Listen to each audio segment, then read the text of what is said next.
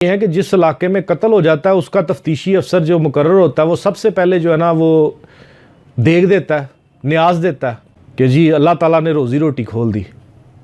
ये तफ्तीशी अफसरों का हाल है कि जी अब मुद्दई से भी खाएंगे मुलज़म। और इतने बेवकूफ़ है दोनों साइडें कि मुद्दई भी खिला रहा होता है, मुलज़म भी खिला रहा होता है, और दरमियान में बैठ के वो दोनों से खा रहा होता है। और ना मुद्दई मानने के लिए तैयार है कि तफ्तीशी अफसर मेरे साथ बिट्रे कर रहा है, ना मुलज़म मानने के लिए तैयार है कि तफ्तीशी अफसर मेरा केस खराब कर रहा है।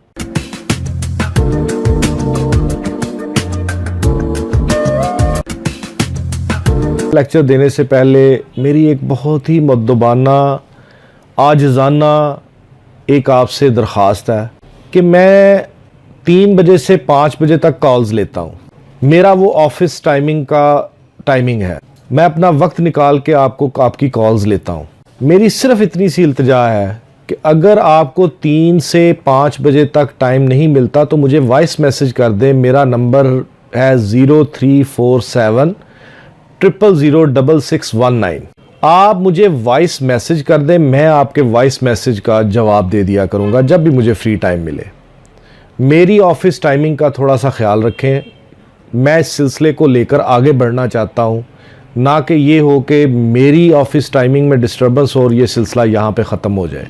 अगर आप सच का दामन पकड़ें, अदालतों की कानून से मावरा जजमेंट्स देने की जरूरत ही नहीं। गवाह आएंगे, नेचुरल गवाह आएंगे।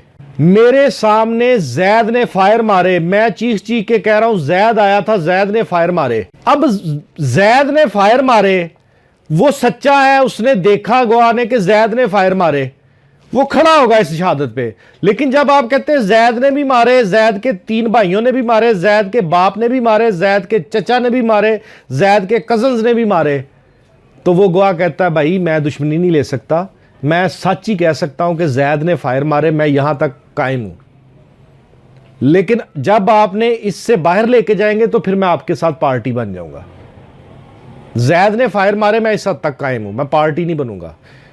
मेरे पास मौक़िफ़ मौजूद है कि अल्लाह ताला ने कहा है कि शहादत को मत छुपाओ, अगर शहादत को छुपाओगे तो तुम गुनाहगार होगे। मैंने जो देखा वो मैं शहादत देने के लिए तैयार हूं। लेकिन जब इस्तग़ासा जो अपने पाँव पे खुद कुल्हाड़ी मार लेता है, जैद की बजाय 10 बंदों को इन्वॉल्व कर देता है, वहां पे असल गवाह जो है वो मुनहरफ हो जाता है।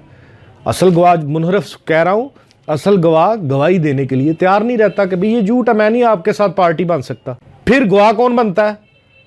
गवाह आपके इर्द गिर्द के लोग बनते हैं। जब उन्होंने वकूआ ही नहीं देखा, उनको तोते की तरह ट्यूट करवाया जाना है गवाही देने से पहले, उसके सामने सीन ही नहीं चल रहा, तो वो गवाह कब तक अपने पांव पे खड़ा रहेगा जिरा के सामने? उसने अपनी गवाही से हटना ही हटना, क्योंकि उसने वो देखा ही नहीं हुआ। मैं दावे से कह सकता हूं, ये कुछ लोग हमारी कम्युनिटी के कहते हैं जी 4 साल बाद याद भूल जाती है, 10 साल बाद याद भूल जाती है, 5 साल बाद याद भूल जाती है।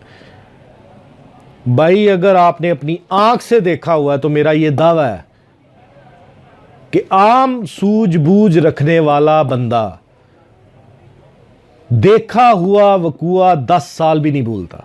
उसको पता होता है कि क्या होना है क्या नहीं होना। कमजोरियां हैं रियासत में, कानून को नाफज करने के लिए कमजोरियां मौजूद हैं। इस पाकिस्तान में गवाह को प्रोटेक्शन मिलने का कोई कंक्रीट हल नहीं है, कोई भी जो है ना प्रोसीजर नहीं दिया गया कि गवाह की प्रोटेक्शन के लिए ये मामलात हैं। ये मौजूद है इस मुल्क में, इसमें कोई दूसरी राय नहीं है।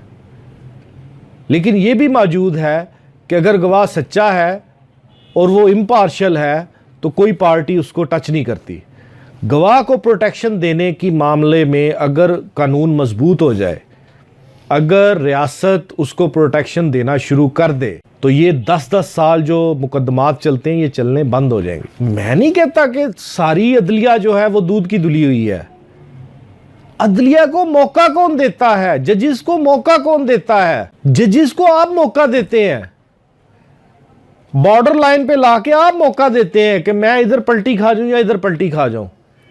आप सच बोलें, सच लिखवाएं, सच जवाब दें। जज की जरूरत नहीं है कि इधर उधर हो जाए, ये मैं बड़े वसूख से कह रहा हूं। लेकिन जब आप एक वकील को झूठ का पलंदा पकड़ा देंगे कि जनाब इस पे फाइट करो, इस झूठ के पलंदे पे फाइट करो, वो वकील को भी समझ आ रही होती है कि ये झूठ है, लेकिन वो उसकी प्रोफेशनल ड्यूटी होती है कि भाई जो कह रहे हैं मैंने वो कोर्ट को असिस्ट करना प्रॉपर वे में। अदालत को भी समझ लग जाती है झूठ है। अब बैक टू द पॉइंट, अब एक मुलजम का वही घिसा पटा कि जनाब 13वें दिन जब रिमांड ख़त्म हो रहा है तो मुलजम ने कहा जी मेरा ज़मीर जाग गया है, मैं आपको आला कत्ल बरामद करवा सकता हूँ। मुलजम ने आगे चलते हुए अपने घर का दरवाज़ा खोला, घर के दरवाजे बगली कमरे में दाखिल हुए। दाखिल होने के बाद जो है ना वो वही घिसी पट्टी के चारपाई के नीचे जिस्ती पेटी, वो चारपाई के नीचे जिस्ती पेटी आज तक नहीं ख़त्म हुई। इस कानून को बने 100 साल से ज़ायद हो गया है। वो चारपाई के नीचे जिस्ती पेटी, मैं दावे के साथ कह सकता हूं कि अब 80% घरों में जिस्ती पेटियां नहीं है, पेटियों का रवाज ही नहीं है। वो चारपाई के नीचे जिस्ती पेटी पड़ी हुई है, उसमें से पिस्टल निकला के दिया। भाई आपको 13 दिन तक उस मुलजम का घर नहीं याद आया कि इस मुलजम का एक घर भी है, हमने उस घर को सर्च भी करना है। अब मजीद प्रोसिक्यूशन क्या बोंडा तरीका अपनाती है इन्वेस्टिगेटिंग ऑफिसर के रिकवरी करवाने के लिए लेके जाती हैं, तो 80% रिकवरी मीमोज के नीचे जो ना वो उनके पुलिस ऑफिशियल्स के ही नाम होते हैं। 20% में मुदई फरीक के गवाहान होते हैं। जो रिकवरी मीमो बनता है फर्द बरामदगी, उसके नीचे कानून की रिक्वायरमेंट है कि उस फर्द बरामदगी की कोई कानूनी हैसियत नहीं अगर 2 गवाहान ने उसको साइन ना किया हो, शहादत ना डाली हो। अब उसमें 2 गवाहान शहादत डाल रहे हैं। 80% फर्द बरामदगियों में जो फर्दात मुरतब होती हैं उसमें पुलिस ऑफिशियल होते हैं गवाह। 20% में मुदई फरीक के बंदे गवाह होते हैं। ना उसके आजू के घर का कोई बंदा गवाह होता है, ना बाजू के घर का बंदा गवाह होता है, ना उस एरिए के किसी बड़े बंदे को अगर गांव है कोई नंबरदार मंगवा लें, कोई चौधरी मंगवा लें, या कोई नाज़म, कोई काउंसलर, कोई बीडी मेंबर कोई मंगवा लें, या किसी महल्ले का है तो जनाब शहर का इलाका है तो किसी बंदे को कहा जाए कि जनाब नहीं। अब फर्द बरामदगी मिट्टी हो जाती है। अदालतों को ये कहना पड़ गया कि mayor recovery of incriminating material जो है ना वो काफ़ी नहीं है मुलजम को सजा देने के लिए। भाई आप नेचुरल वे में जाएं। दुनिया इतनी एडवांस हो गई है, इन्वेस्टिगेशन के इतने जदीद तरीके आ चुके हुए हैं। जब आपको अदालतों ने शेल्टर दे दिया कि बरामदगी नहीं होती तो इसका मतलब यह नहीं कि मुलजम को सजा नहीं होगी। आप वो तरीके क्यों नहीं अपनाते? आप जियो फेंसिंग क्यों नहीं करते? आप सीडीआर्स क्यों नहीं निकलवाते? वहां पे लगे हुए हाथ, वो एक बंदा आ रहा है, कर रहा है, कहीं पे जा रहा है, उसके हाथ लग रहे हैं, कोई जो अगर गवाहान ने देखा है, आप उसकी जियो फेंसिंग करें, उसके फिंगरप्रिंट्स देखें, उसकी साइकी के साथ। हमारे तफ्तीशी अफसर इल्ला माशाल्लाह अभी तक मैट्रिक पास, वो कहते हैं जनाब डंडा सारा कुछ है, डंडे से ऐसे ऐसे तफ्तीश होती है। बेशुमार हैं। मैं इस टॉपिक पे भी आपको एक डिटेल लेक्चर दूंगा कि तफ्तीशी अफसरान क्या क्या कर सकते हैं बगैर किसी मुलजम के बॉडी को टच किए। यहाँ पे तो मामला ये है कि जिस इलाके में कत्ल हो जाता है उसका तफ्तीशी अफसर जो मुकर्रर होता है वो सबसे पहले जो है ना वो देख देता है, न्याज देता है कि जी अल्लाह ताला ने रोज़ी रोटी खोल दी। ये तफ्तीशी अफसरों का हाल है कि जी अब मुद्दई से भी खाएंगे मुलजम। और इतने बेवकूफ़ है दोनों साइडें कि मुद्दई भी खिला रहा होता है, मुलजम भी खिला रहा होता है, और दरमियान में बैठ के वो दोनों से खा रहा होता है। और ना मुद्दई मानने के लिए तैयार है कि तफ्तीशी अफसर मेरे साथ बिट्रे कर रहा है, ना मुलजम मानने के लिए तैयार है कि तफ्तीशी अफसर मेरा केस खराब कर रहा है। दोनों इतने ज्यादा हम पीटते रह जाते हैं कि भाई इनको पैसा देने का कोई फायदा नहीं, इसने आपसे भी लेने हैं, आपसे भी लेने हैं, करना कुछ नहीं है। देते हैं, बड़े फख्र से देते हैं। और मैंने तो कई ऐसी तादाद भी देखी है कि पैसे देने के बावजूद उनका काम नहीं होता और उनसे कहते हैं आपको कहा था नहीं नहीं नहीं नहीं ट्रायल दे विच कहंदा सी शहादत देन आवांगा तुहाडा पूरा काम कर देंगा। यह मजबूरी सी अफसरां दे नोटिस च आ गया ऐसी मजबूरी सी लिखना बयान तो मैं ही देना। वो पता नहीं कैसे हिप्नोटाइज कर लेते हैं इनको और ये हिप्नोटाइज हो जाते हैं।